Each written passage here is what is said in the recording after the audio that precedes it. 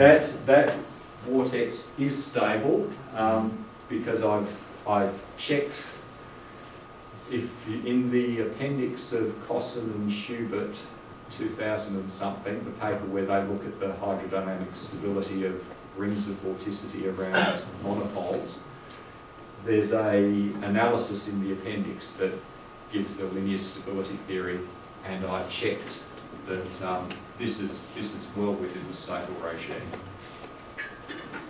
It's actually an important point for running a model like this because I hold the pressure field fixed.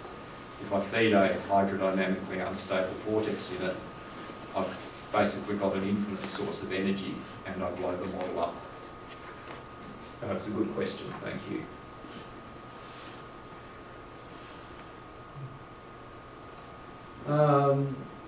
Sort of said that, and I think we'll skip the Yama.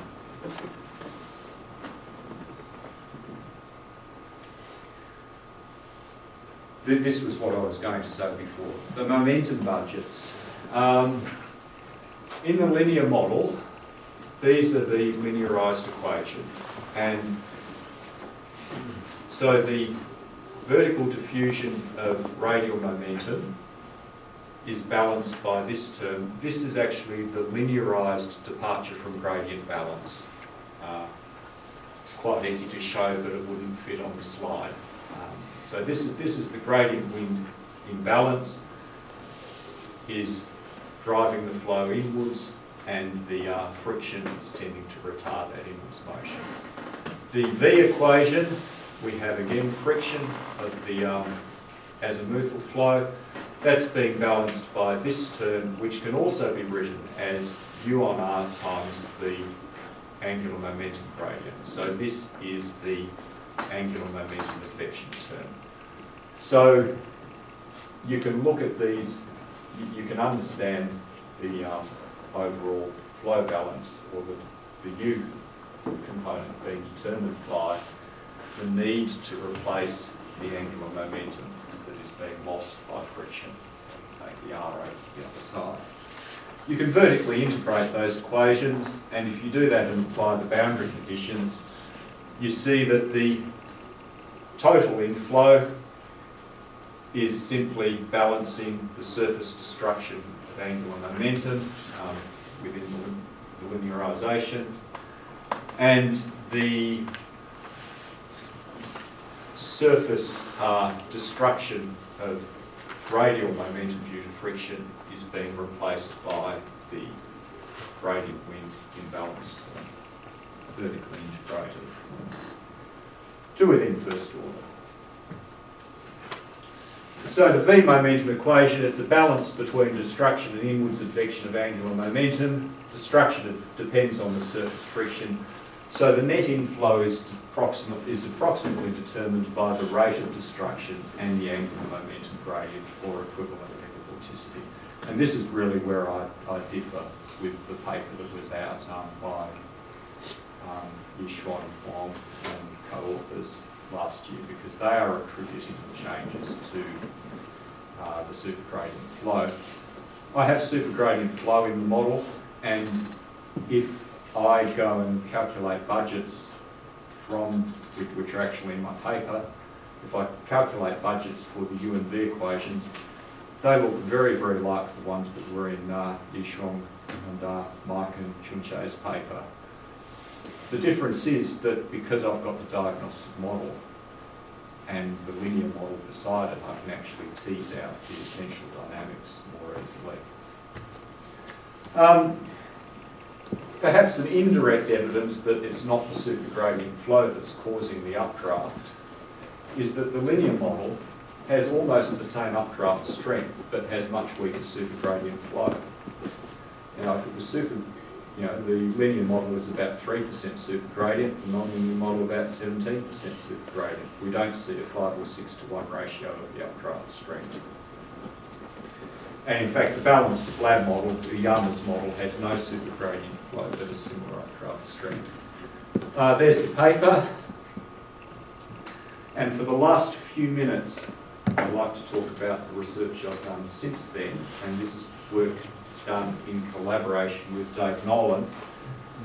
Dave Nolan has a nice paper in James that was out earlier this year in which he's done a climate type model type simulation of a tropical cyclone, and it had a secondary eyewall cycle.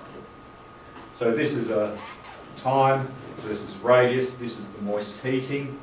There's the primary eyewall. Start to see some hints of the outer eyewall forming down here, and then they become quite marked, and you get a fairly classic replacement. And that's a picture at the time of the black bar there, and so you can see the inner eyewall is perhaps already starting to weaken, and there's the outer one. There's the wind, and the colours haven't come out very well, but there's the outer eyewall and the inner eyewall. It's not as classic a structure as you sometimes see, but there's unmistakably two wind maxima. And so what Dave and I have been doing is we've taken his WRF fields and azimuthally averaged them, and plotted radius height sections, and we've also taken the pressure data out of WRF and we've fed that into the nonlinear boundary layer model. And here's one snapshot again, that's at the same time. This is WRF, this is a little before we get the secondary wind max forming.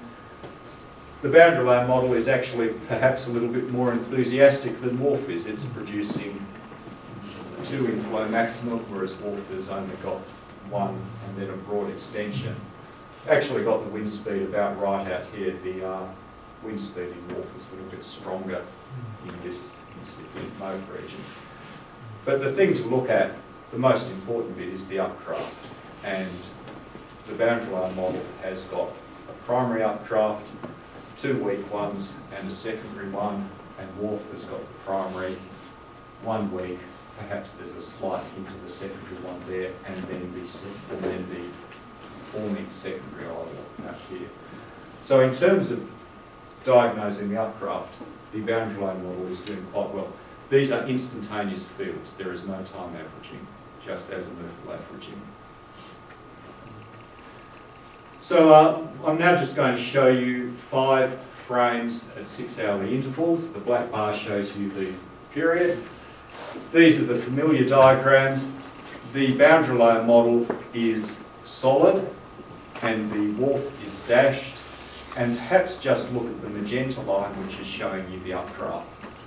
So at this point, we've got maybe a slight hint of the secondary updraft starting to form. 6 hours further on, in both models, we've had a significant increase in the updraft around this region here. WRF has got a stronger updraft in the primary eyewall. Remember that WRF has got moist heating as well as frictional convergence, so you would expect it to have a stronger secondary circulation. Moist heating is very strong in the primary eyewall in the simulation here. Another 6 hours on, the secondary updraft has strengthened and contracted. There is very, very good agreement between the diagnostic model and WRF. Another 6 hours on, we're getting close to having the replacement occur. The secondary maximum is now stronger. Good agreement between the 2 models. And then another 6 hours on.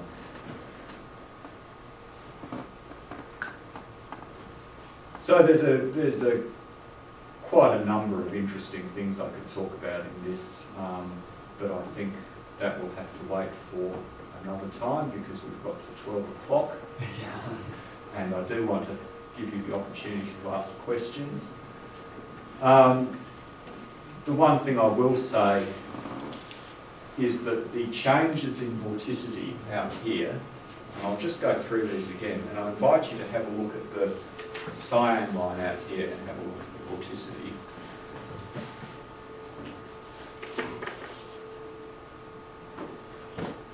Now you can see as we go through that the vorticity is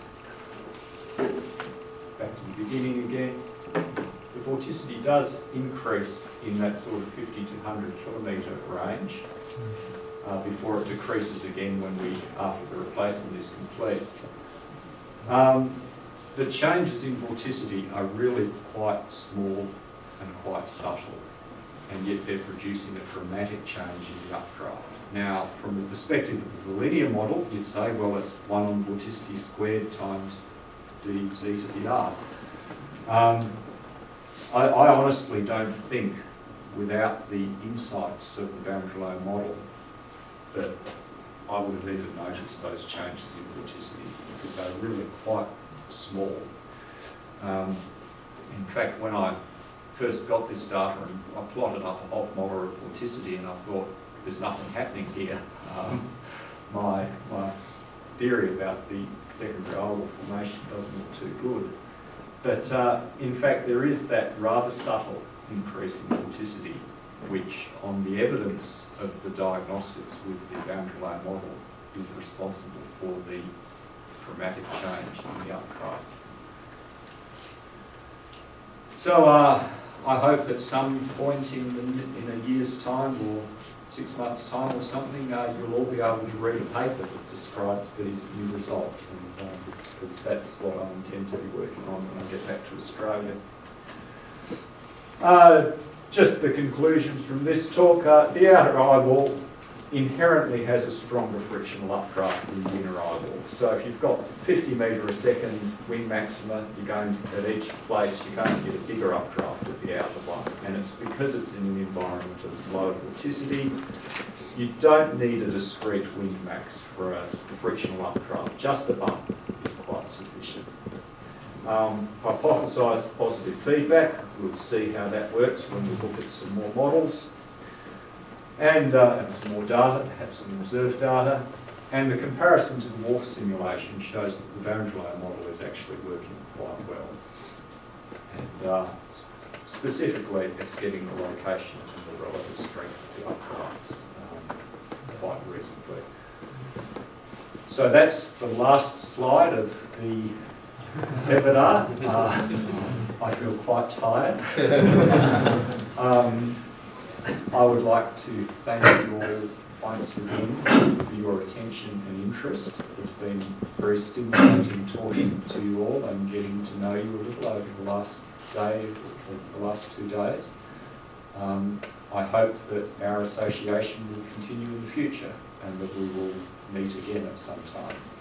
So thank you again to the organisers and to all of you for your attention, and also the excellent talks we had yesterday afternoon and evening. I enjoyed these 2 days very much. Thank you.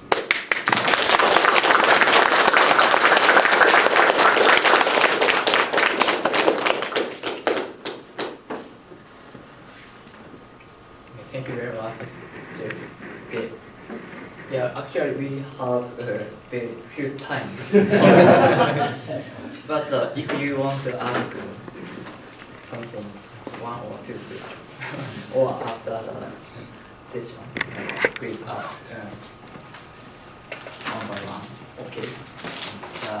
Okay. Let's finish the lecture. Thank you again.